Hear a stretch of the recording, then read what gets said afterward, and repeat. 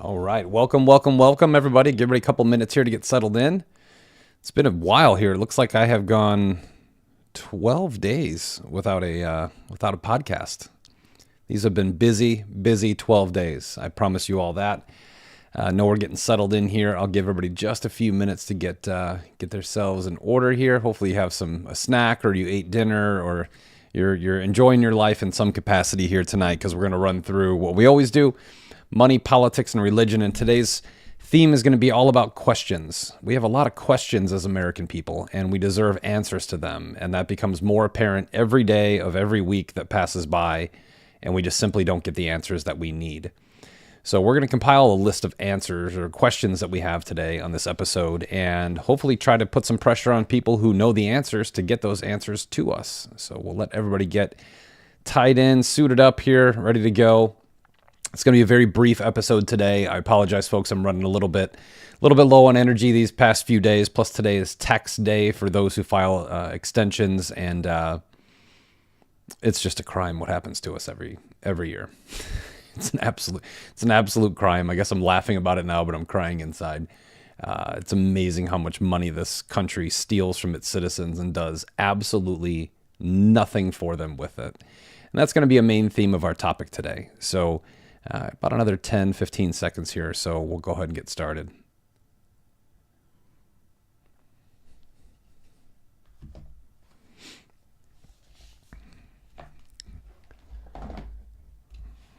All right. Well, welcome everybody to the Rice Report. I'm Eric Rice.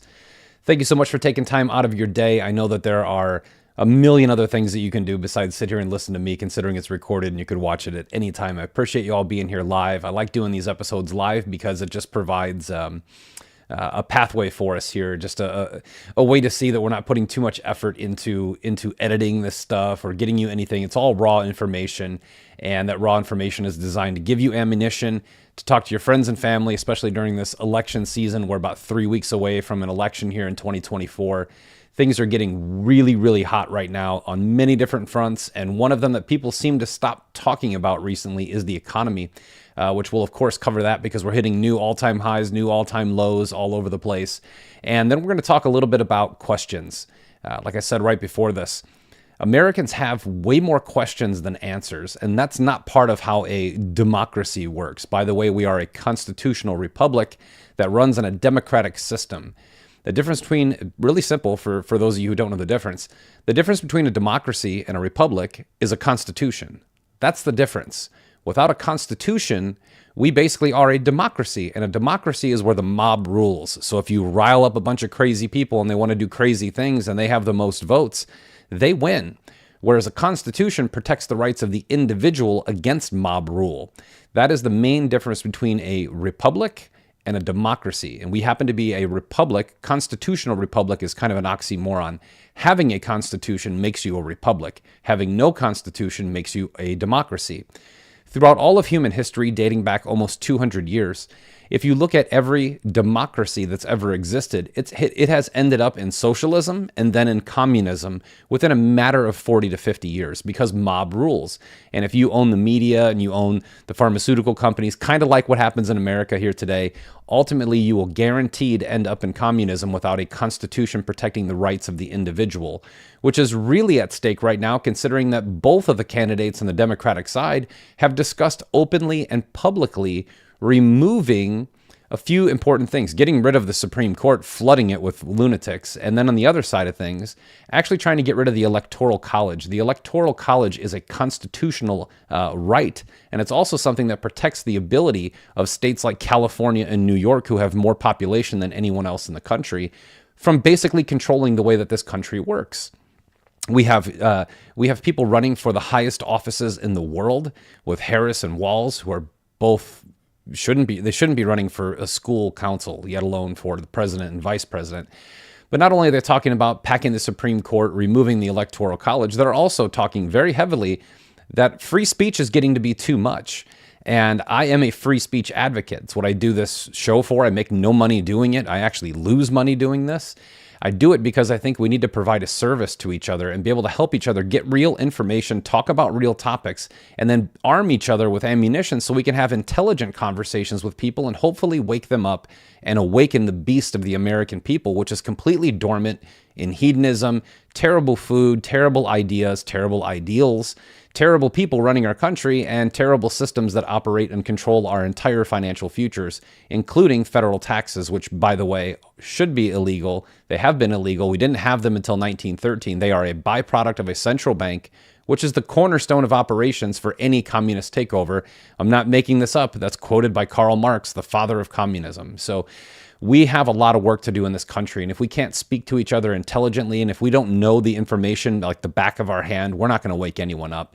And we're right now 3 weeks away from, every year is the most important election in American history. We hear it all the time. I've heard it since I was a little kid. This is the most important election. This is the most important election. It's kind of like a football coach telling you the most important play of the game is the next play. And that's true. There's truth to that. Absolutely. This year, on the other hand, I truly believe that. Now, at the same time, I'm also not Pollyanna enough to think that just going out and voting is going to make any change. All it's going to do is put another president in place. All the work in this country that really needs to be done, if you really want to impact things around this country that really, really get at you, like for me, the fact that we talk so much about abortion, which is killing babies, the fact that that is such a big topic is a byproduct of a poor moral society, a demoralized society. We don't live by moral integrity anymore, which is why carefree sex, hookup culture, all these things were invented. They were injected upon us by a certain group of people, and you all know who they are. If you know who they are, you know who they are. But they own the media, they own the pharmaceuticals, they own tech, they own absolutely everything. We are really in a losing position if you really think about it, but God is always on our side, and we always have each other. And if we want to get rid of some of these things throughout society that irk us or offend God, right? Killing babies offends God. If you want to get rid of those, you have to start in the home. You have to start with relationships. You have to get into the schools. You have to completely revamp society, which no president should ever have control over. They have control over the levers of power in legislation, military, and the government. Outside of that, these are our problems to solve. They always have been. They always will be. No government is going to get you to change the way people's hearts open up to God, or the way that they converse with one another, or the things that they care about from a societal standpoint. That's always going to be us. So enough of my early soapbox here. Let's get started. This show, we always cover the three topics they tell us never to talk about in public: money, politics, and religion. We talk about these constantly. The censorship has begun, just so you guys know this. A couple of my weather modification videos have been removed from TikTok. TikTok is banning a lot more than you think they are right now. You can ask any of the influencers that push the envelope with really logical thinking. Weather modification is not a conspiracy theory, guys. Lyndon Johnson talked about it in the 60s. He who controls the weather controls the world. Brennan, for the head of the CIA, said we control the weather a few years ago on television. So these are questions that we need answers to. If it's real, I actually did a great interview with Dr. Frank, who is the head of hurricane research. We're still putting together, that's a huge, huge file. We're still putting that together. I hope to release that this week. He does not believe in weather modification. I do. And we had a great conversation. No one raised their voice. No one was offended. These are both questions that neither one of us can answer. Is weather modification, yes or no, real? Neither one of us can answer it because we don't know. And that's part of the problem. That's the biggest problem in this country right now, is that there are so many things happening around us that we have no possible way of answering. So that's why you have theories that run wild. Most of those theories are grounded in fact. So there are enough facts behind these theories to actually make them make sense to people. And they make sense to me all the time because we simply don't have the answer. We can't answer yes or no on so many different things. And we're going to cover that in this episode because I think it's really important that we focus on what really matters as this election comes about. Part of an election should be to develop transparency between the people and the government. That should really be a huge part of any election. And the questions we ask are like a fourth grader. Are UFOs real? Of course they're real. You see them in the sky. Do we need to know about them? Probably yes. But we have more pressing questions that we need answers to that actually impact our daily lives every minute that we are alive. For instance, Why do we have federal income taxes? Why is there a Fed? Why is it embedded in part of our country? So let's get into money and start answering some of these questions and show you exactly the byproduct of these poor decisions that took place well over 100 years ago that we are paying a bigger price for today than anyone did at the time of the instigation of these rules, these institutions, and these laws. So I'm going to start out with core inflation because I think it's a big number people always talk about. We talk about CPI. We rarely talk about core CPI. Big difference between the two. That is up to 3.3%. That is the real measure of inflation, which means that since it's rising again, it's going to make it very difficult for the Fed to lower rates at the end of the month, which I actually anticipate that they will do. Just a quick reminder, the GDP report comes out at the end of October, and this is by far, without question, the most important GDP report since the Great Depression. And I fully expect it to be as full of crap as the CPI, the jobs report, and everything else that we see. But here on this show, we're going to dig through it.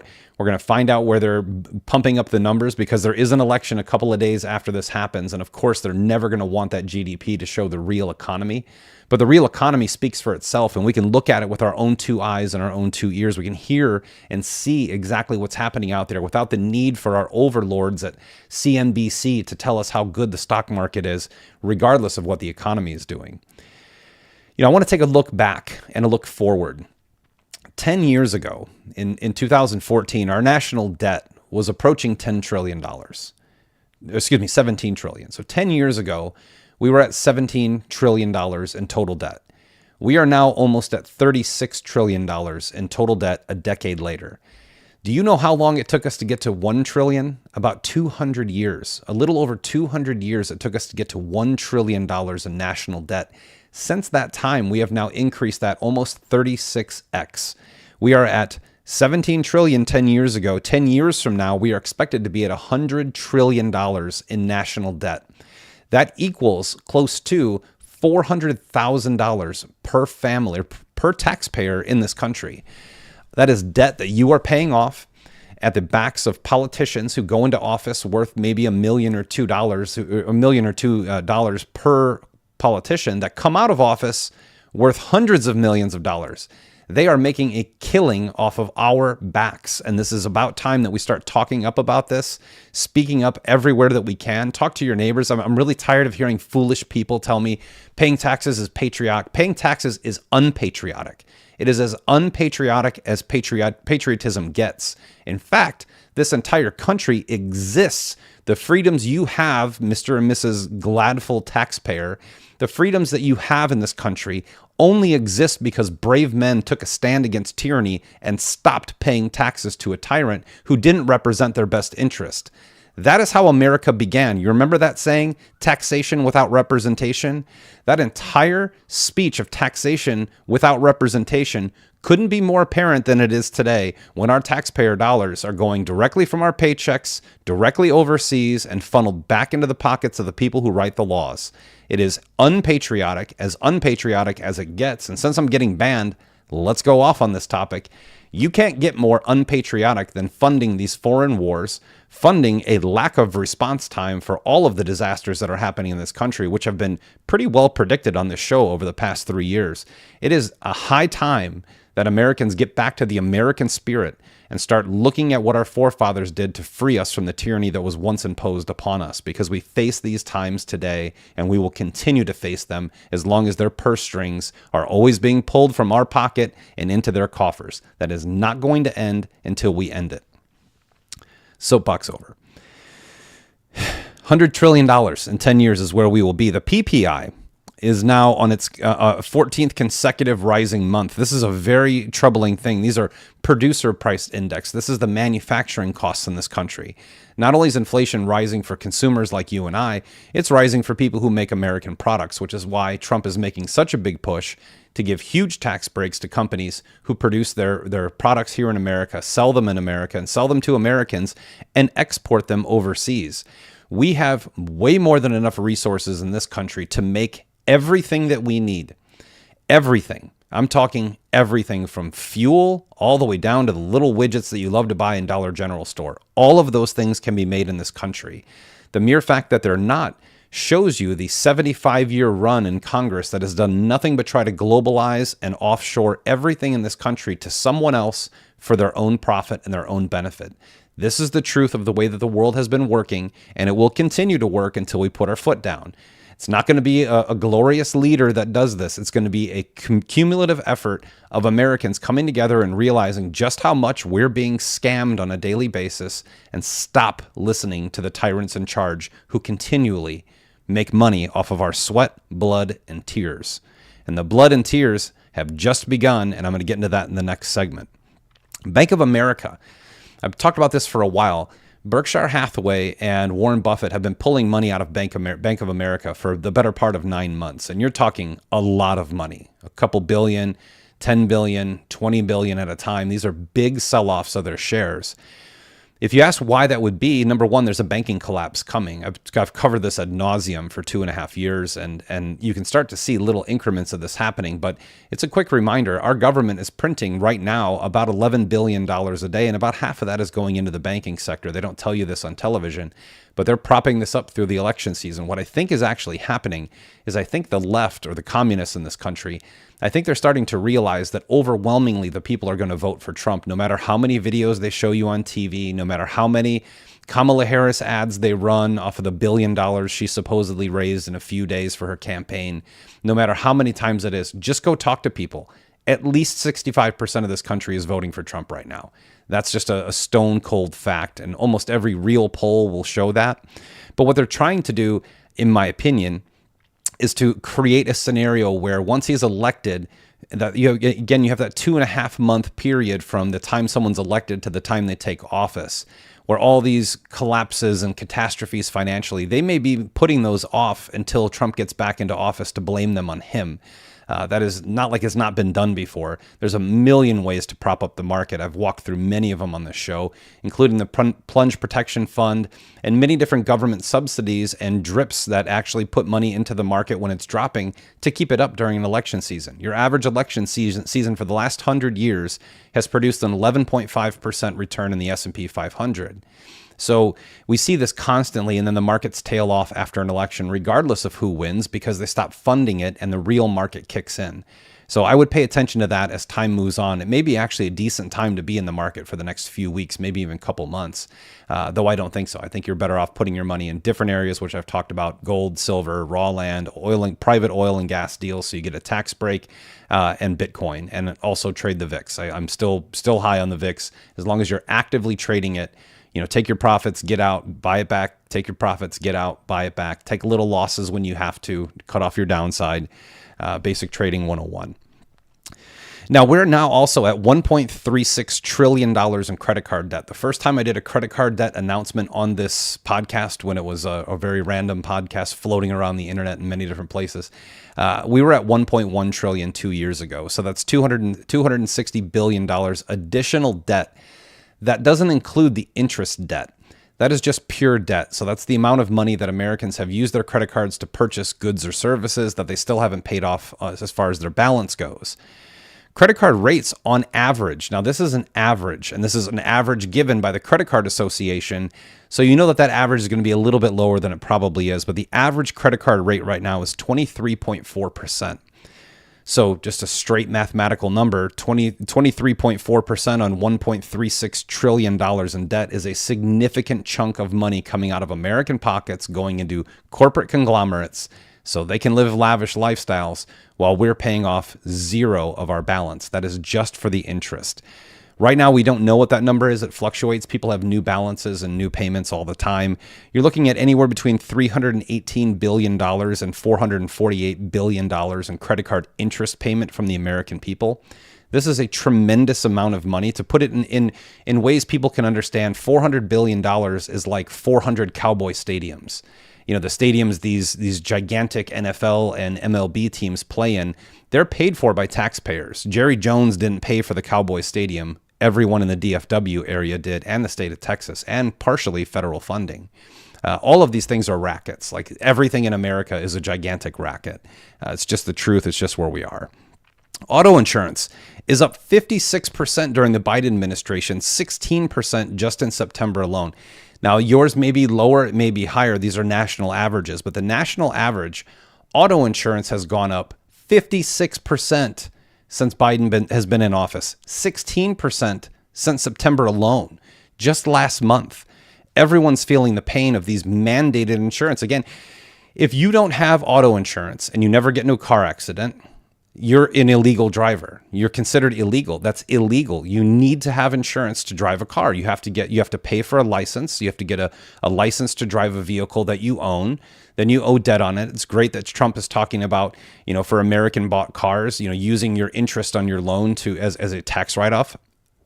I think that's a brilliant idea. I think it's a great idea.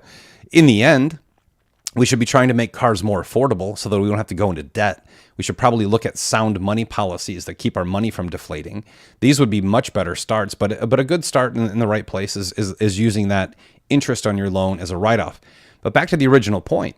The fact of the matter is, if you don't have auto insurance, you get in a car accident, and you're an actual citizen of the United States, you become a criminal. That's a misdemeanor. And in some states, if the accident's bad enough and you don't have insurance, you're a felon.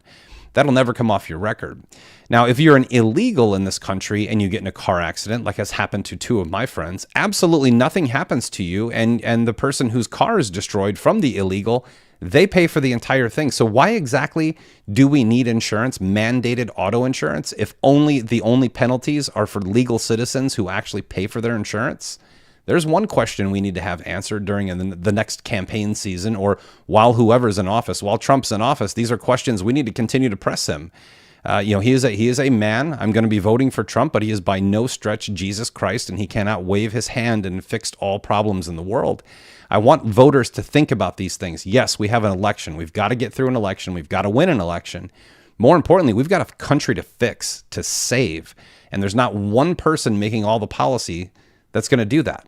Mandated insurance is an absolute tax on the American people, and that tax, even if your income tax isn't rising, your auto insurance and your health insurance are rising. And if you don't have either one of those two things, you're screwed, because the price of fixing your car and the price of fixing your body is so inflated by all types of legislation that allows pharmaceutical and insurance companies to get away with anything that they want to in the world, that this is now becoming more of a tax on your life than the actual taxes that you're assessed at the end of every year.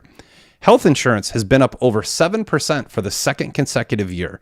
So in the last 12 months, the average health insurance plan for families has risen 7% the last 2 years. Doesn't make a whole lot of sense when you say 7% because, well, that's not a lot. Well, the average family in America is paying $25,000 a year just to breathe. And if they get sick, this covers the cost. Now, I don't go to the doctor very much. I have health insurance. We have health insurance through my wife's employer, and it's not that expensive because it's through an employer. However, if we were to go private with that health insurance, it would triple in price. So you almost need to be an employee, which, by the way, if you're a W-2 employee, you're completely screwed on taxes. There is absolutely nothing you can do to get outside of the tax bracket in which you're paid. Nothing. You are completely trapped. I speak from experience on this perspective. But health insurance, $25,000, almost $25,500, 2 consecutive years of 7% growth. Guess why these two things are happening? Just take a guess. Take a guess why why is auto insurance and health insurance, why are they increasing so much? I'll give you a second. The answer is pretty simple. That's right. There are 21 million new people in this country, and we are footing the bill for all of them. Now, the government is not paying for health insurance for illegals. That's not what the statistics prove. There is no actual money going from the government to insurance companies to provide insurance for illegals. What is happening is your premiums are being raised. That's right. Every single one of us are paying for a bunch of freeloaders coming into this country illegally to now freeload the medical system. And I'm not actually angry at them. To be honest with you, I'm angry at us for allowing it to happen. Auto insurance, look at places like Springfield, Ohio, we now have confirmation that they are eating the dogs and eating the cats. There is now video of them skinning a cat alive and taking it off to wherever they do in someone's backyard. Springfield, Ohio has experienced almost a 500% increase in auto accidents because somehow, some way, illegals now have enough money to buy vehicles in cash and drive them around town with no driver's license. You try doing that and see if you get away with it. There are two absolute reasons as to why your insurance rates are now up, is because there are now 21 million new people who need to be coddled and need to have free insurance on the backs of every good American who actually pays for this stuff on their own. These are things to look at. These are why are our rates going up in health insurance? It's obvious that we're being poisoned with every meal we eat, every air we breathe, every glass of water we drink. I just got a whole new filtration system in my house, complete filtration. Every drop of water in my house is now completely filtered, or drinking water is now reverse osmosis. I have never felt so good. Our drinking water, I could taste the chemicals, first of all, in our old city drinking water. Now it feels like real water, and we are cleaner. Our clothes are a little bit brighter. Hair is healthier. Skin isn't as dry. There's absolutely poison in the water. When we hear this phrase, watch the water all the time, that's a good place to start. So if you have the ability and the time to do so, I would highly advise filtrated water for your home. But nonetheless, we need to ask why these things are in our water to begin with. How did they get there? Who is poisoning the well? It's a very long history behind the term poisoning the well. Very easy to find out where that began if you take a look at it. But nonetheless, migrants are destroying everything, whether you realize it, see it or not. If your relatives who think they're just here to pick fruit, look at the crime rates in this country. They have absolutely gone ballistic in some areas like Atlanta, the state of Ohio, Pennsylvania. Look at North Carolina right now. There are migrants dying because there's actually Border Patrol there trying to remove illegals, and the illegals are freezing to death because they're scared to ask for help. That's a tragedy. I don't care how you look at it when people are scared to ask for help. But the real tragedy is not them dying. The real tragedy is the way that they were trafficked into this country on false hope and false promises. That's really where that begins. The markets themselves, today there's a meter that goes around with traders, and it indicates the overall sentiment of the market, the stock market. So while I just explained to you this, I didn't even tap into the jobs report, where the last jobs report came in super hot. The market was up, broke a new all-time high in the S&P 500 last week. It's now at 5,800. I didn't think it would ever get past 5,500 because statistically it should have never even been in the 5,000s. There's not enough revenue in any of these companies to support that high of a market value. That's clear manipulation, and eventually that bubble pops. But if we look at the jobs market itself, look at the jobs reports. You can listen to TV and they'll tell you, hey, 250,000 jobs was created last month. It's great. About 40% of those are government workers. Currently, the United States government is the largest employer in the world that the world has ever seen. There has never been one organization with a conglomerate of subsidiaries, which is what our government is, that has ever employed more people on the face of the earth than the American government. And they're the only company in this environment that's actually growing. So the American corporation, whether it exists or not anymore, is still growing at a massive scale. That is all the hiring that's happening. You probably have friends who are out of jobs who got a job with the DMV or some other place doing meaningless work that they really shouldn't even need to do, but they're getting a paycheck for it, and that's coming from the government. That's how you create dependency in the middle and lower class. You hire them into the government, you listen to what the government says, you do as the government does, or you don't have a job and you don't eat. These are all byproducts of a communist infiltration, which this country has been going through for the better part of 100 years. But it's now just boiling to the surface as the frog boils in the pot, so to speak. We're now starting to notice these things. 8.66 million Americans are working multiple jobs today. Now, I continually hear especially from leftist friends, and I will still consider them friends because I believe that we're all good in heart. I think they're just a little bit lazy on research and don't really care much. They don't really care about, I'll be dead by the time anything bad happens. Well, I have children and they'll be alive. I don't want them to go through that. 8.66 million Americans are working multiple jobs just to make ends meet. These aren't people trying to get ahead and get a promotion, earn extra money. These are people who are just trying to put food on the table, period. When 8.66 million Americans are working two jobs and having a difficult time finding those part-time jobs, it tells you a few things. Number one, there's a lot of part-time work. Part-time work is actually on the rise. These are people who are working less than 20 hours a week per employment position. You also have to look at it from the other side of the table and say expenses are high. That's why they're working two jobs. But more importantly, the third factor that this proves with this stat is that this is not the most robust economy in the world. As we keep hearing from Biden and Harris and every leftist who said, oh, look, we signed this bill, we signed this legislation. Bills and legislation mean nothing to us. They mean absolutely nothing to the American people. In fact, the people who get the benefits of legislation are usually mega corporations who hire another generation of workers at a 2 to 3% pay increase, or government officials who end up having the money siphoned back to them from overseas through places like Malta and Switzerland. And they get to go on vacations and go skiing anywhere in the world that they like while you have to work 2 jobs. That number has been on the rise by about 5% per month for the last 2 years. These are really atrocious economic factors that tell you exactly where we are as a people. Now, to boot, you have to look at the other side of things. Okay, and before we do that, let's talk about housing. I don't think you can go into any of the stuff that we're talking about today without looking at housing. Real estate is a big part of our economy, always has been. So many people work in, whether you're building homes, managing homes, fixing plumbing, electricity. The housing market in every country is a huge part of it, but America, it's a big investment portion. There's a lot of people who have almost all of their retirement tied up in their home, a second home, an apartment complex, or a trailer park, or whatever they've invested in. We are looking at record-breaking houses for sale in places like Nashville, Atlanta, and Florida. These places are exploding. After Hurricane Milton, almost half of the available Airbnb homes for sale in that area went up for sale right after the hurricane. When they started to realize pretty simply that just a hurricane can take out these investments. I've been warning about the Airbnb market for a very, very long time. It was very robust. It certainly had its run. But when economies start to crumble, things like Airbnb and vacation get thrown out the window. And eventually that's going to happen, despite the fact that right now the government is telling us that right now air traffic is at its highest, travel is at its highest. I don't know if I believe those stats, and I have every right as an American who pays attention and actually puts it on film every week to question those statistics they're giving us. Now, while all these things are happening and people are going through tremendous hardships, even if you're doing fine, plenty of us are just doing fine. We're not doing as well as we should. This is America. We're supposed to have the ability to prosper at any time, except for the fact that our car insurance is up 50%, our health insurance up 25, 30%. We're paying $25,000 a year as a family just in case we get sick. And we're going to get sick because of the food and water we consume. But places like TD Bank, they don't have to worry about these types of things.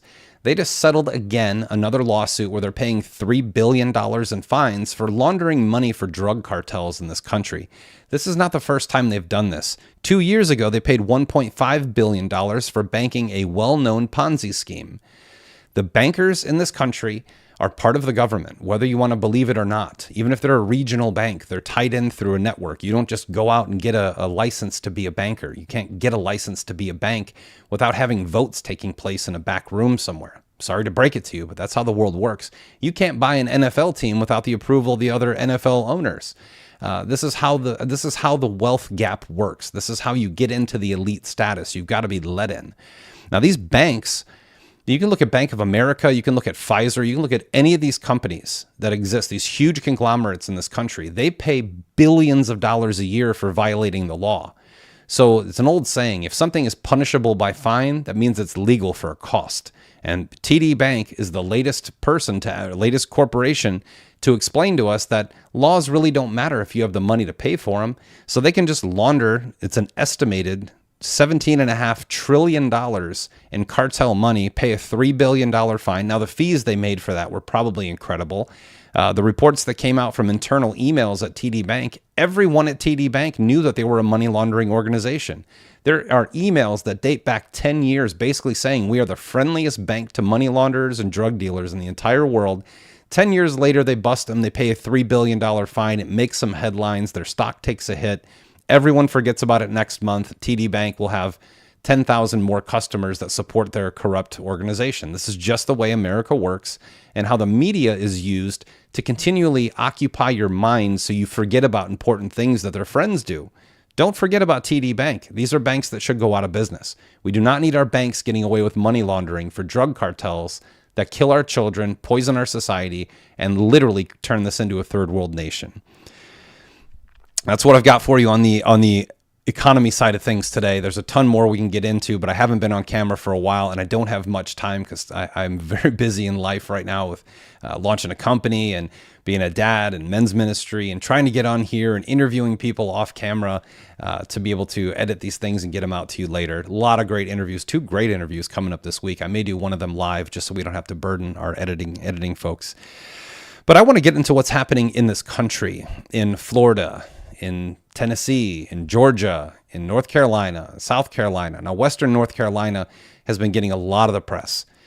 What you're seeing in Western North Carolina is the worst of the worst. I have been extensively on the phone with people in that area. I have many, many friends in Asheville, the Asheville area. Been talking to these guys pretty regularly, spending a lot of time trying to organize whatever I can to help them. I'm stuck in Texas. I have things to do here. I eventually want to get out there. But that situation is really exploitive. You know, we keep hearing different stories across the board. We keep hearing from the government that FEMA is there helping. We have seen video of FEMA, helo blasting a supply center, whacking out everything that they have in that center where they're trying to help people. Now, I'm going to give you secondhand account of what I keep hearing, at least in North Carolina and Tennessee. These are very big places of contacts of mine. Now, FEMA is there, okay? So I don't want to blast the government and say they're doing absolutely nothing. FEMA is there. FEMA is there. There are many government agencies that are there. The problem is that it's a very large piece of land. We're dealing with 5, almost 6 full states of devastation. The government can't be everywhere. So I'm trying to be as fair in reporting as I possibly can. So I don't want to say they're doing nothing, okay? The government is certainly there. We obviously have seen government officials tell us for the last 3 weeks they simply don't have enough money to cover another disaster. Money is part of the issue, okay? Well, they need supplies. We know that.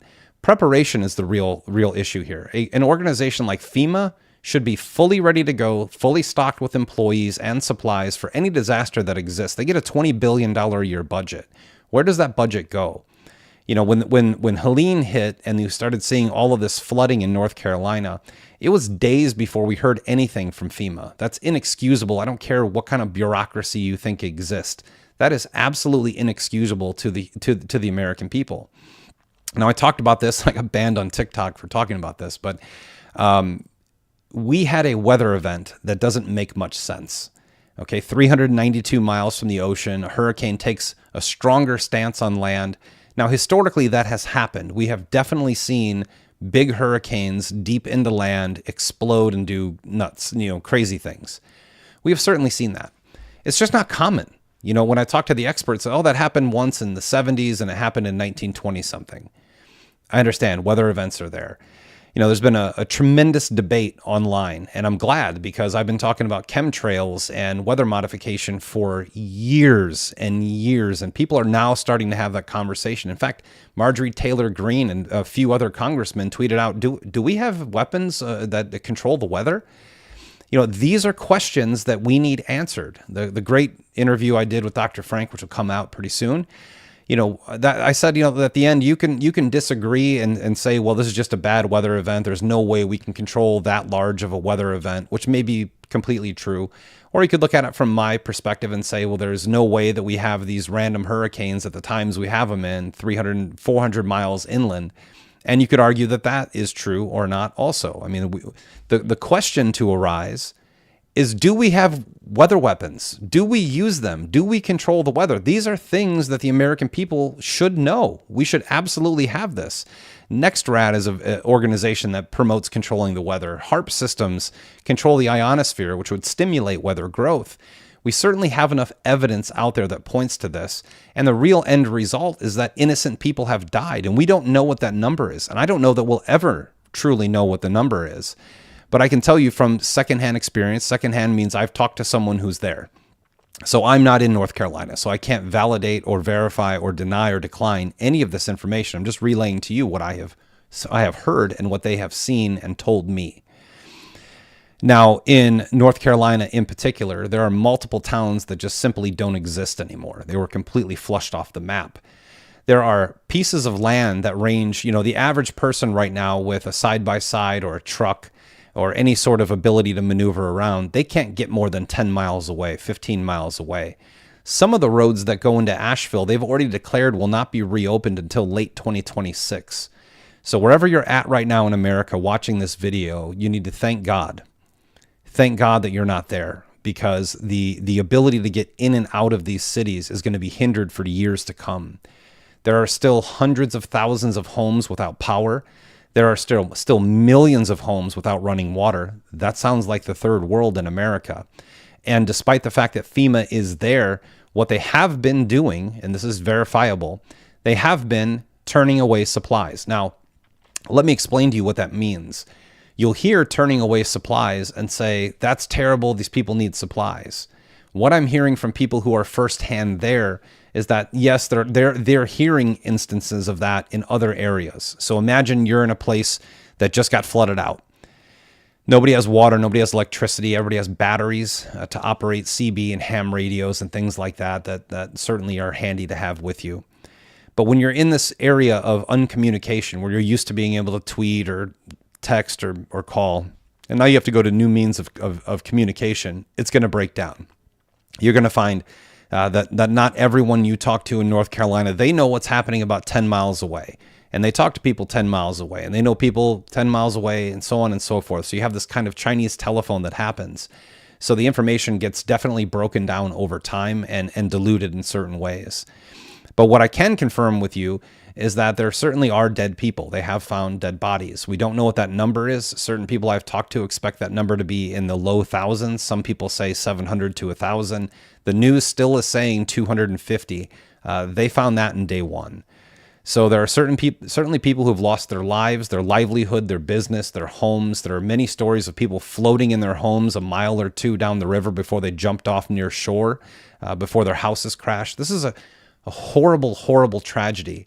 That in the middle of this, we have this multi-billion-dollar organization that takes taxpayer money without hesitation, without question. They take the money every year, and they weren't even on the scene for almost a week.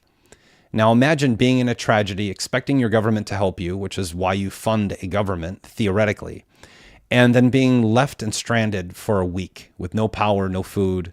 How many people are up in those mountains right now that no one's found? How many cadaver dogs are working 24-hour shifts trying to find them? These are real problems. These are real people. These are our friends. These are our countrymen. These are children of God that are being left to their own vice. If that's the case in this country, let's stop paying tax. Let's stop funding a government if they're not going to help us. Seriously. Like, it's seriously time to buckle down and have this conversation. FEMA is essentially an extension of the military in emergency time. And the real problem, I can tell you, and I've got a list, I promise I'd read this off, of things that they need if you want to contribute out there. But the real problems in this area are not necessarily the fact that they don't have what they need and the turning away supplies. A lot of the FEMA people who have turned away supplies, to their own credit, are turning them away because they have enough of that supply in that area and they need supplies in another area. So at least there is some formal communication and logistics that are happening there. That's something to look at. That's as far as I can go with the help that they're giving them, because the help that's coming to the people in North Carolina right now is from their friends and neighbors. And it's from a bunch of organized veterans in this country who served this country, learned how to run logistics and run their own operations. They're the ones who are helping. That's the real story out there. So before I go into that story, which is definitely a story that is brewing and you will hear about, the main thing that I keep hearing that they need in North Carolina, because I keep asking, I've sent some stuff and paid for some stuff. What is the main thing I can help with? Overwhelmingly, it's fuel, whether it's kerosene, propane, diesel, off-road diesel, gasoline. Fuel is the main problem. And wouldn't it be nice if we actually had enough oil in our strategic petroleum reserve where the government could actually pull some of that gasoline and refine it into the fuels that they need in those areas to help rebuild it? But that's gone because everyone wants cheap gas, and Democrats love to vote themselves into power through manipulation. So that's kind of where we are. Some of the things that they need out there are buddy and camp heaters run by propane, kerosene heaters, generators, large and small propane cylinders, pillows, electric heaters, mold remediation chemicals. That's a big problem right now. A huge problem is going to be mold in every single house. It's going to cause medical issues. It's going to raise health insurance for everyone around. There's going to cause many deaths. Mold remediation chemicals, dehumidifiers to get the humidity out of these homes. fans, both basic and HEPA, bleach and cleaning septic for septic incidents, laundry detergent, and shovels, pillows, blankets, clothing, socks, food and water. They actually have a lot of food and water out there. It's the basic things that we don't think about: razors, soap, child products, formula. There are babies right now that are living in tents because their house is washed away. These are areas of this country that we certainly need to protect and defend and take precaution with. The real problem that I see, though, there's two really big problems. FEMA will take all the credit, which they've already done for rescue missions. There have already been private rescue missions pulling people off of mountains where FEMA has said, oh, we rescued them, and it was a private operator. We're watching that happen. The two real problems that I have right now, number one, is just the mere fact that we have so much demand out there. When you're talking about propane and generators are expensive. You actually out there need solar generators, which are even more expensive. That money, instead of the government sitting down and calling people into Congress and going, hey, listen, we can print money anyway. Why don't we just print enough money to help our own people and solve the problem? That's what would make sense in a logical world. Instead of taxing people when you can print money, which they do both of those two things, why don't we just print money and help people, right? So that would be a logical deduction. But that's not what we're seeing. What we're seeing is a bombardment of Red Cross commercials. We are seeing every football game, every baseball game, every one of them has a commercial. Donate money now. Help people in North Carolina. You've got to donate money here. There's a million organizations. We have no idea who's legit. I won't give money to Red Cross ever. I know they're a money laundering organization that's certainly going to be busted in enough due time. There's enough evidence that exists on the internet to prove that. We have TEMA, Tennessee Emergency Management Association, that already put out an email and text message to all of their citizens who just got email and text message capabilities back. The first text that they got was, stop donating money or accepting money from American citizens. Have them give it to us because we're the professionals, and then we'll disperse that capital as we please, which means we're going to take our 20%, and then if we feel like helping these poor people, maybe we'll help them. That's the reality of the world we live in. So number one problem I have is we have a government who prints money for free. There's literally they don't care. They printed almost $20 billion right before this hurricane and gave it to foreign nations. Why couldn't we just print another $20 billion and help our people in North Carolina, Tennessee, South Carolina, Georgia, and Florida? They just went through our own people went through two hurricanes. It would make more sense to print money for them and tell everyone else to kick rocks, but that's not what we do. We tell our people to kick rocks, and we fund out everybody else's to border defense and emergency recovery.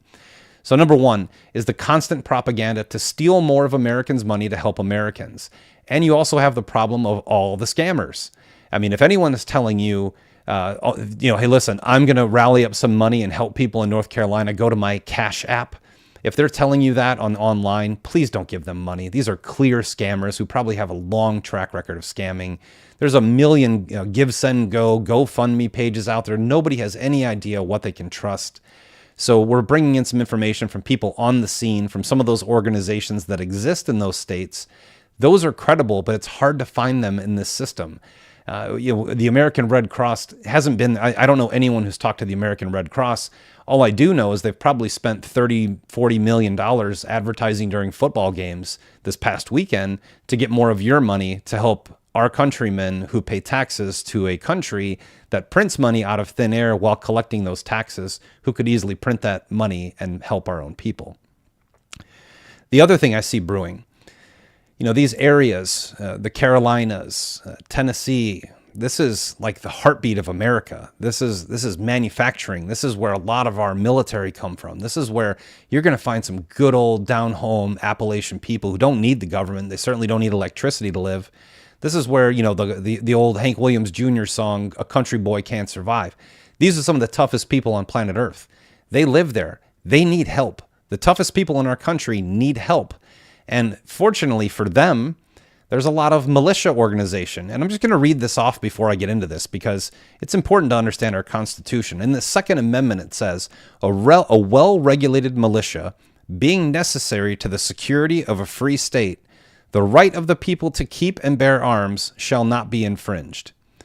Okay, we have seen nothing Remember back to Katrina, little known story about Katrina. Gigantic hurricane, took out a bunch of almost all of New Orleans. I went there a year afterward. It was completely devastated. Most people forget at a certain point during the recovery, they were confiscating weapons. They didn't care if you were safe. They didn't care if your baby had enough formula. They didn't want you to be armed because some bad people were committing crimes. Now, there is a ton of looting happening in all these areas. It has calmed down from my direct understanding of it, but there is certainly looting taking place. Unfortunately, where we're at right now, the only thing left to loot are the supply centers that people need. Almost everything's been cleared out. You don't hear that on the news. But you have these militia who are organizing these operations to get supplies to people, to rescue them from mountains, to rescue them from riverbeds where people have long forgotten that humanity lived in that area. And now they're being demonized in the press. There's a story saying that an armed militiaman, and this hit every single left-wing publication this morning, an armed militiaman was threatening FEMA employees with their life. He was not a member of militia. He may have been armed. He has every right to be armed in this country, to be frank. And if he doesn't have electricity, police, supplies, or a government creating any sort of order in his area, I would advise him to be armed. In fact, most of the sheriffs in that area have advised their people, if you have a firearm, carry it with you because you don't know what's going to happen in this time of emergency. So what they did, and by the way, there are multiple government agencies, including FEMA, who have people in full kit and full camo walking around town with M4s, grenades attached to them. I can't verify the grenade. I've heard that, but I have seen the photos of the M4s, full kit, at least 4 magazines on their vest, in full camo walking around. That's a threatening stance to take anyway.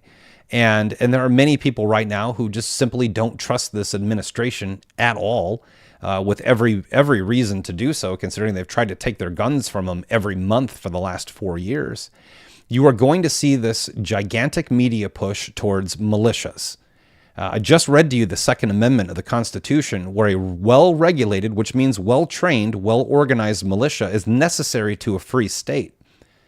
Period. That's a constitutional right for people to have a militia, to organize, to train, to be prepared. And I'll tell you what, in the Carolinas specifically, if there wasn't a well-trained, well-organized militia, there'd be 5 times the amount of people who are dead. There'd be 10 times the amount of people who aren't getting food. These are people who get zero money to train for disasters. I have been through disaster training. I've been through a lot of these things. These are people who are really helping right now. They've actually visited their locations where the FEMA has gone to a location and said, you need to work with the federal government. And the guy's sitting there going, there's police right here, state police. We're working with them. I don't care about, any of these other things. I just want to help my fellow countrymen who are hurting.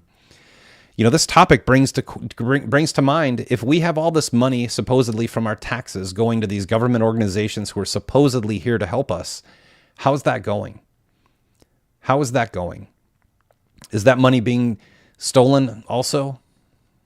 How is that going? Should we continue to fund these organizations that aren't actually doing the job that they're permitted and funded to do? These are questions that need to be answered. Do you reorganize? Do you scrap them from the top down?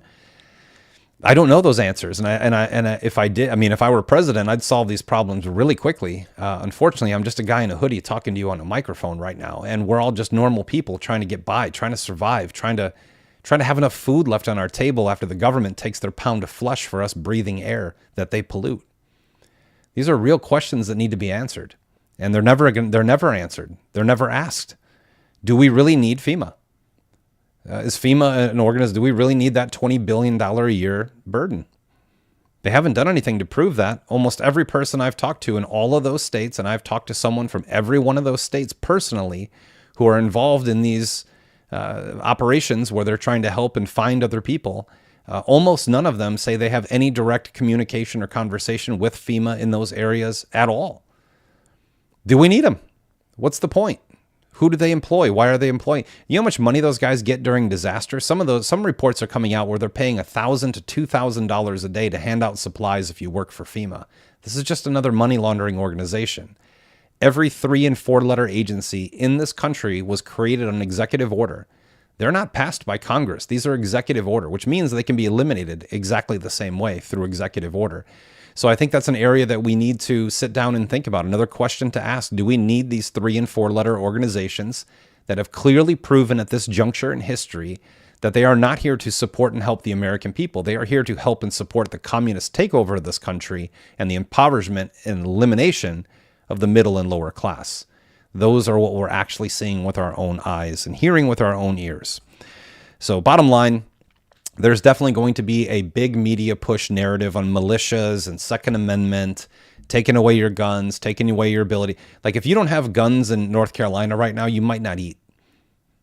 I mean, we use them for hunting. It is funny to me, though, that the government continually tries to take guns after they make ridiculous policies that make Israel. We're sending the equivalent right now. We have sent the equivalent of about $4,700 per Israeli to Israel since October 7th of last year. Have you gotten $4,700 from the government? I haven't. I got a bill that would choke a hippo for my taxes, literally would choke a hippo. And that's all I've gotten from this government. So Israelis, they get free money. We get nothing. Ukraine, there's almost an 11% increase in the amount of millionaires in Ukraine since that war started. 11%. There's an 11%. This is per the Ukrainian Department of Commerce. 11% more millionaires in Ukraine since that war started than there was at the beginning. What do you think that number is in America? Because we haven't published that number yet for 2024, but I'm going to say that we probably have 5% less millionaires. That's just going to be my wild conspiracy theory guess, but they'll tell us that it's like 5, plus 5, even though it's minus 5. That's what we'll hear. Red Cross, please don't give money to the Red Cross. They haven't done anything out there. I've heard nothing from anyone there. But I will say this about these hurricanes, and I'll end it on that because I'm trying to keep my time on point here today. I'm going to be right at about an hour. Helene and Milton were huge hurricanes. We kept hearing Milton the entire time. I think Milton, you look at Milton, you have 3 different options, right? Either Milton coming right behind Helene. That has happened before. It's very rare, but it certainly has happened. But we don't know if that happened in the 70s. So we don't know if Lyndon Johnson already had control of the weather at that time. So either the weather's being modified or natural disasters are increasing, which both of those two things are probably combined, or we don't know at all. But what we do know with Milton in particular, we heard at one point that it was a category 6. That is, you're talking about winds that you can't imagine that would blow away anything. Category 6. It approaches land. It gets close to land. We keep hearing category 5. I know my prayer group on Telegram, we prayed every day that week. We were all praying on our own. We prayed in our church. We prayed in our home. We were praying for people we know and love in that area. I spent some time in Tampa. I love that area. And all of a sudden, with all these people praying throughout this world, it goes from category 5 to category 3 to category 2. The damage is way less than expected. Fatality is way less. I mean, at one point, weathermen on TV, who, by the way, all get their information from a centralized location. They're not like weathermen in the 60s and 70s who actually had to do math.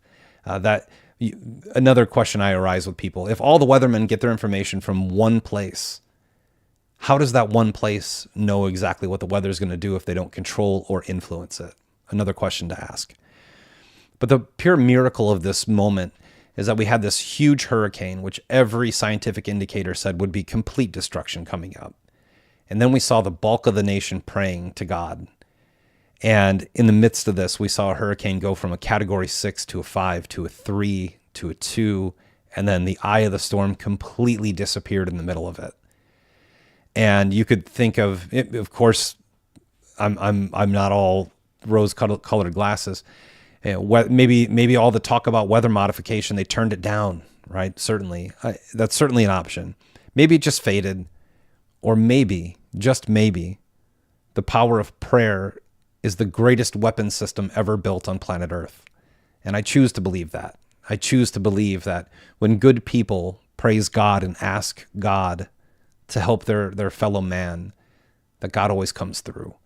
And for me, that hurricane, you want to take the good with the bad, with everything. The bad we can talk about forever, but I think the good of these storms is that many people started to realize that if we all pray together, God listens and he turns down the volume on really bad things and saves some really good people. I think that's one way to look at it. Politics. Let's wrap this thing up. We got to get home here. So the political season, as we wind down closer to the 2024 election, it's super important. Vote. Maybe your vote counts, maybe it doesn't. There haven't been that many changes to the electoral system. There are people fighting out there, and I commend every one of them. So, people say, I'm not going to vote because nothing changed. I understand that. You still have to vote. Or I'm not going to vote because my vote doesn't count. Great. Then sign away your rights. It's your right as a citizen to vote. I'm going to vote. I don't know it'll be much different because everything that we're seeing coming out of the news and from state legislatures, especially the heads of Pennsylvania Electoral College, already preparing us for their cheat. Don't question this. We have this figured out. They're going to cheat, guys. They've been cheating every year since JFK. They're not going to stop cheating now. They just have new clever ways of doing it. Overwhelming the system to vote. Maybe that works. Maybe it doesn't. To be quite frank with you, on November 5th, I'm going to go vote in person. I'm not voting early. Nobody wants to do that, but that's just another way of feeding into a corrupt system.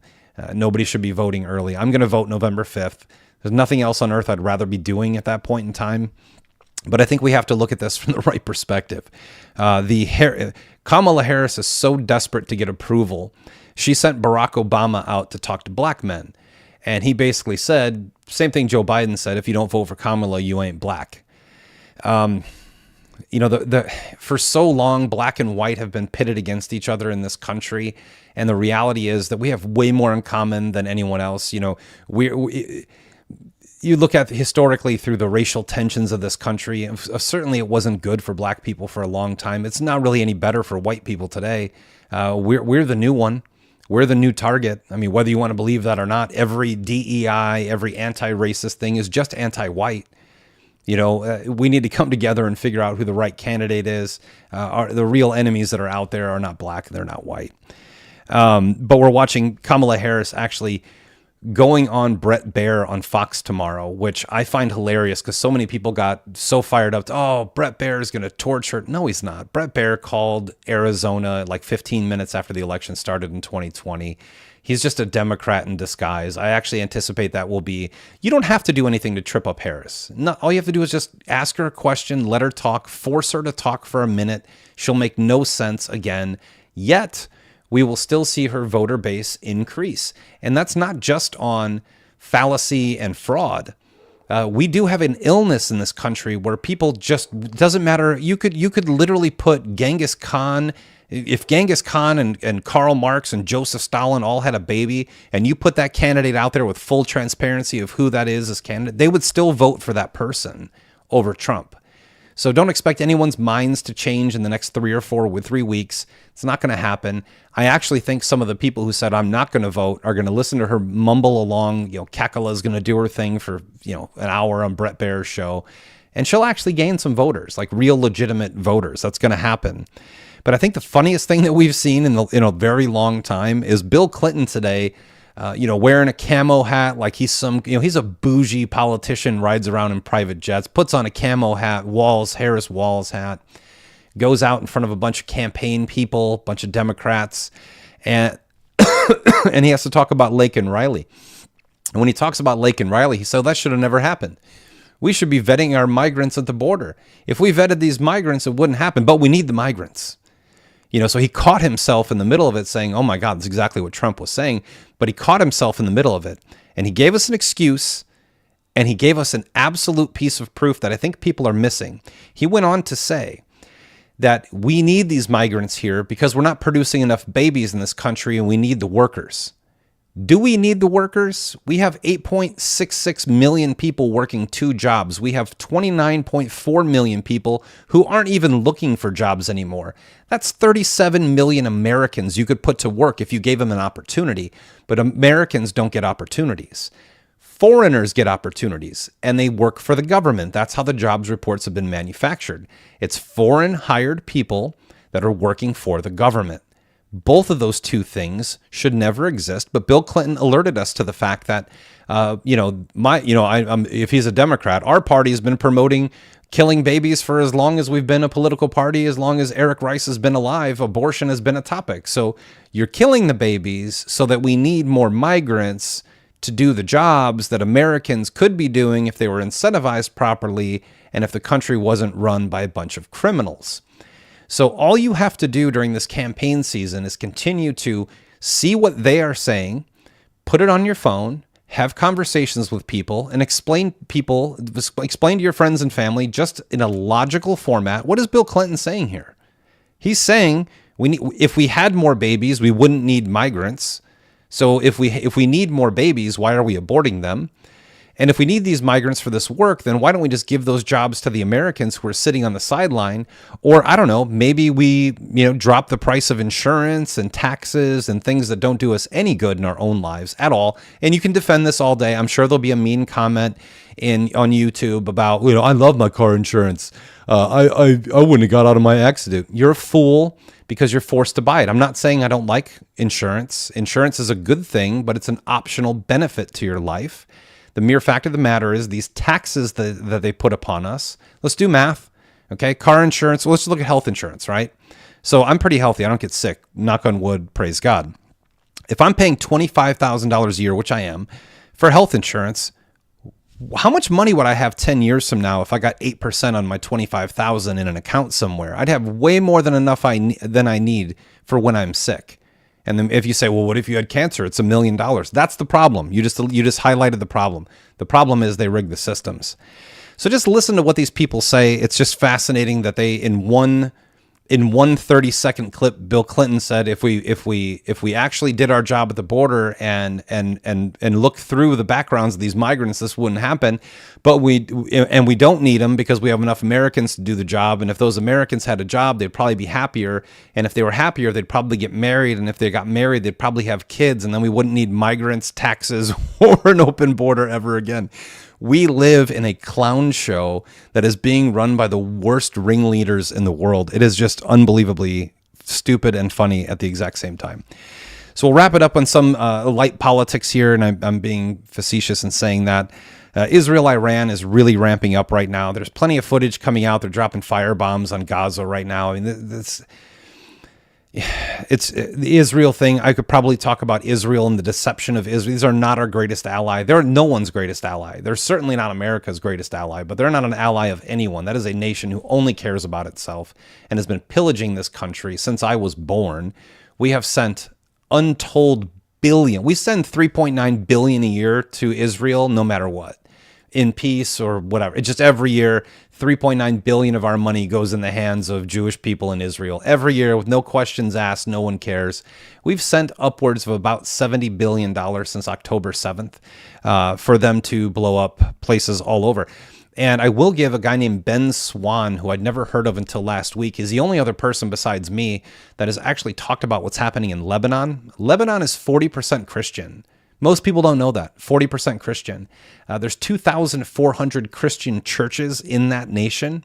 They are all going to be destroyed within the next year, and probably at least half of the Christian population in Lebanon will also be eviscerated by this army, who's supposed to be our ally. I just make that very clear. But they're really ramping up their escalation with Iran, which if you listen to a post I put out on Telegram today from Scott Ritter, I believe is his name, former weapons inspector, he basically said Israel has no chance against Iran because Iran's been building armaments for the last 15 years that are designed to destroy Israel. But they keep poking the bear because they know that Big Brother will come in and do what we've done and give them more money and kill more people for them so that they can feel safe while they continue to expand their landmass. Netanyahu has done a press conference. It's not a conspiracy theory. Netanyahu basically said, here's our plans for when we wipe out Gaza. We're going to expand Israel so that we have more homeland near oil fields and water. We keep supporting this. Gaza, they basically are now putting them under a surrender or starve. Let me repeat this. I am not pro either one. I'm pro-American. I really don't give a crap what happens in Palestine or Israel. At this point, I really don't care. If I had to pick a side, I would pick it with the poor Palestinian people who are being attacked by one of the most well-armed armies in the world. Palestine doesn't have an army. They barely have a government. They barely have running water. They have no military. They have no navy. They have no airplanes. They have no defense systems. And now the entire country is being forced to surrender, which they already have. I mean, they don't have a military, or starve. So you can expect mass starvation in Gaza for the hopes of a greater Israel. That's what they call this plan. They want Lebanon, Syria. This is not conspiracy. This is what the people of Israel, the heads of Israel, have put out in books, in magazines, in press conferences, and in writing everywhere. They want to expand Greater Israel to control basically half of the Middle East. Iran is obviously standing in the way. Russia is completely behind them. So if Israel and Iran pops off, which it hasn't, they've threatened it multiple times. If it does pop off, Russia will stand behind Iran. We will stand behind Israel, and we will be in World War III. Like, that is the only way that plays out. And who's going to lose is going to be the one who picked the fight. And that's going to be Israel. Iran has way too many natural resources to be destroyed. Israel does not. And that's kind of how those things go. I find that fascinating that we're living in that area, this time of where we are. And to kind of go back to the illegal part of this, I also want to note that in America, if whoever is hiring these illegals to work in their companies should also be considered a criminal at this point in time. You are a criminal. There are plenty of Americans who would do the job. You'd have to pay them a little bit more, but that is part of America. If you had a good product, a good company, you could make more money. The illegals that they're hiring now, there was a babysitter in Georgia who was just arrested for choking 4 American kids, like choking them on video, caught on video. This is not an unusual thing. Mass migration is the Democrats tell you we need more workers. So the employer is like, well, they said I can hire illegal workers cheaper. Well, what happens in the end is you're going to end up having things like this where illegals are choking little children. So I wish I had a much better way of putting this out here today, but from a political side of things, from a geopolitical warfare side of things, it doesn't get much scarier than Israel and Iran because it's going to automatically be America and Russia. And if you're a warmonger and you think it's a great thing, you can't wait to see the turnout between America and Russia. Let me give you an example of the turnout. The entire country is going to look, all countries are going to look like Western North Carolina. That's the end result. That's what you're wishing for, you're praying for. We all need to come to terms with understanding that peace is the most powerful weapon in the world, and peace is derived through transparency. We need transparency in our government and every government. And this government who's out here, Tim Walz, and I'm going to cover this lightly because I'm neglecting an entire part of this, which I'll put in tomorrow's. I'm trying to do 5 this week, so I'm not trying to jam it all in. But there's a lot of accusations coming out. We always get an October surprise in every election season. I'm assuming that's going to come out in the child trafficking, disgusting things happening to children side of things. Pay attention to what political party does this the most. I think that's important. Racial tensions will certainly rise in the next 3 weeks. That's a big byproduct. When black men are no longer voting Democrat, bad things seem to happen. It's just a historical trend. So we'll see that happen, but I'll put all that stuff off to the next episode. We are now at 8:12. We are an hour and 12 minutes in. Thank you so much. We got a lot of people on here live. I don't know the exact number. I see 139 views. Thank you all for being here today. Pay attention to the economy. Protect your money. Do everything you can to get your money out of the hands of greedy tax collectors. There was only one good tax collector. There was only one in the entire history of the world. His name was Matthew, and he was converted by Jesus Christ himself. So do everything you can to keep your money out of the hands of tax collectors. Do everything you can to wake up your family and friends. I don't know if it'll be in time for the next 3 weeks, but I can tell you that the one takeaway I have from the 10 days or however long it's been since we did an episode, number one, I'm not a lazy person at all. I'm very, very busy in life. I want to do this stuff more. It's just, it just becomes, I get a little tired just like every other human at the end of the night. But the one thing I take away from the last 10 days of human existence is that governments lie. We know that. But people are good. People are really good. This country is filled with some amazing people. We have people that are willing to just drop it all and help each other, drive across the country, donate money. When no one else is there to help Americans, we pick up our bootstraps and we do it ourselves. And there's nothing that's ever going to stop us as a country. We are gritty. You know, the old Latin saying, never let the bastards grind you down. That's the era we live in now. Don't let the bastards grind you down. That is going to be the purpose over the next, you can call it 3 weeks, but it's really 3 months. No matter who wins the election on November 5th, I would be surprised if we even know until November 15th. And then you still have to wait until January 20th for a new person to take office. This is a long grinding event with many things that are brewing to the surface: illegal migration, immigration, crime, child trafficking, sex trafficking. We're seeing this with the Diddy stuff, and Diddy is he's just the tip of the iceberg. He's just the tip. You are going to see how many people are involved in this, and you're going to stop laughing at the people online who told you this was happening 5 to 10 years ago. We have that. We have tremendous economic crisis, really concerning employment numbers. Our unemployment rate doesn't actually include people who stop looking for a job anymore. So we actually don't know what the unemployment rate is. I would guess it's around 8.5 or 9% right now. Major economic problems in the stock market. Liquidity for banks is becoming an issue when places like Bank of America aren't holding enough T-bills to have liquidity. That's a big problem. We're looking at geopolitical stuff. You're going to hear nothing of, all you're going to hear about is the campaign till election day. The real things to watch are the Middle East and Ukraine. Ukraine is now up for trying to get peace with Russia. They never stood a chance. They've been decimated, but we have just made a ton of them wealthy. So some people want this war. You got to understand, wars aren't fought for human life or land anymore. They're fought to extort money. And that money is extorted from taxpayers through the system that we live in. So all these things that are boiling to the surface, one thing I want you to take from this episode is that people are good. They always have been. The world is a cruel place. It always has been. But people themselves, we have tremendous power in working together and working on our own.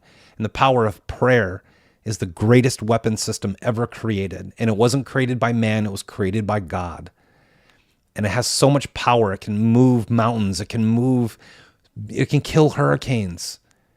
You know, we have this tremendous power to unify, to get together, to learn and understand that it doesn't matter whether you like Kamala Harris or Joe Biden or Donald Trump. It doesn't matter. In our own personal lives, what matters, just like when you play sports or you serve in the military, it's the person standing next to you. It's the man at your shoulder. Get back to the basics of life. Meet your neighbors. Go out in the beautiful sun that God created. Get some exercise. Eat healthy. Pray all the time. Pray for this country. Pray for these people who are living in horrible conditions in our own nation right now, who literally 2 weeks ago had a wonderful life. They had a home, they had a job, they had a business. That's all gone. If you still have that, help any way you can. I'll read that list off again for anyone else at the end of this episode. They need buddy and camp heaters, propane-based camp heaters, kerosene heaters, generators, large and small propane cylinders, pillows, electric heaters, mold remediation chemicals, dehumidifiers, fans, basic and HEPA, bleach for cleaning, for septic incidents, laundry detergent, mold remediation supplies again, and shovels. Also pillow, blankets, clothing, food, water. They're pretty good. If you have that, send it. There's a lot of Amazon pages out there. I definitely don't want to spend any of my free time promoting Jeff Bezos's Amazon, but they are doing a good job of allowing you to buy supplies that they need and working with teams to deliver it there. Again, some of these roads won't be open there until 2026. It's now 2024. That's 18 months to 24 months away. Life is good. God is good. People are good. There's a lot of bad people we need to deal with. There's a lot of bad things that need to be corrected, but don't let those bastards grind you down. You do what you've got to do. You take care of your family. You take care of your neighborhood. You praise God. You eat well. You live well. And in the end, everything will turn out just fine. We just got to go on this path for as long as God sends us on it, to continue to speak truth, to continue to help other people, to continue to be there, to look past the corruption for the moment and helping the person in the moment, educating them and getting together and unifying, and we can conquer anything in this world. America has proven that for 250 years. We're going to prove it for another 250 beyond this. So until next time, I'm Eric Rice. This is the Rice Report. God bless you. God bless this country. And we'll see you next time. Have a good one, everybody.